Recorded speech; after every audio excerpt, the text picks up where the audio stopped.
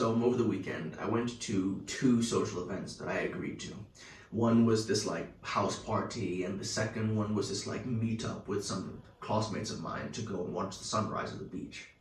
Now, it wasn't even because I was particularly fond of these two activities. Like, I wasn't like counting down the days and minutes till they were gonna start.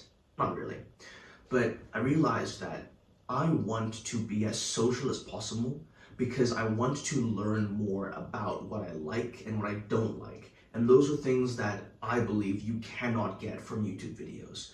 Like, I was able to learn about myself more at a house party, about how it's okay if you're not vibing with the environment to deliberately choose, you know what, I'm not going to sacrifice my time for this just to please my ego about, oh, I'm being social. No, I'm gonna get up, say that I'm gonna leave, and then leave. That's not something that I would have learned from a guy telling me, you need to do this. It's something that you can only really teach yourself in the moment if you're there. Same thing with the sunrise. I was able to learn that it's important to ask for what you want verbally. Don't assume people know it. And I'll make a video about that later on. But that's another lesson I don't think I would have fully been able to integrate into my mind if I had just been told it by somebody else. It's an unteachable lesson, as Chris Williamson says sometimes. So I urge you, if you are a guy in this self-improvement space, which is, you know, guys that take their development very seriously, which is important, of course. As a young man, you should be improving yourself.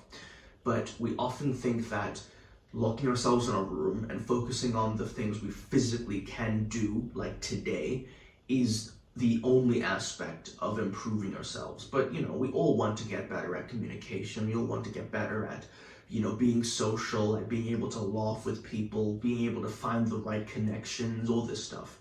So the only way to do that is to expose yourself to it so much that there's no questions about what you like, about what you don't like, about what you draw the line at, about what you don't, because you need to be able to answer any one of those questions. And I certainly can't. That's why I'm in a season of yes when it comes to these social events, especially as a senior. And it's really been like, okay, I don't want to say freeing because that makes it sound like only live for partying.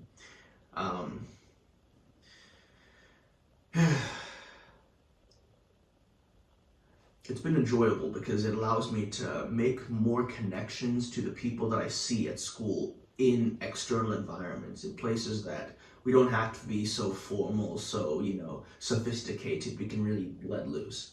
So I urge you to say yes to more social events. And I've made a video previously about how if you're not enjoying a social event, don't be scared to just straight up leave it. That doesn't contradict this. So still say yes to as many social events you're invited to as possible. But if you are not enjoying it, then yeah, leave.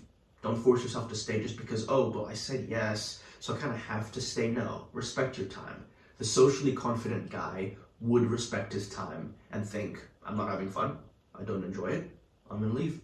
That's it. So, easy lesson, take it to heart. Even though I just mentioned that some of these lessons are unteachable.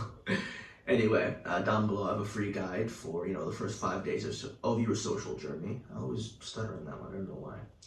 And remember, take action and learn from failure. See ya.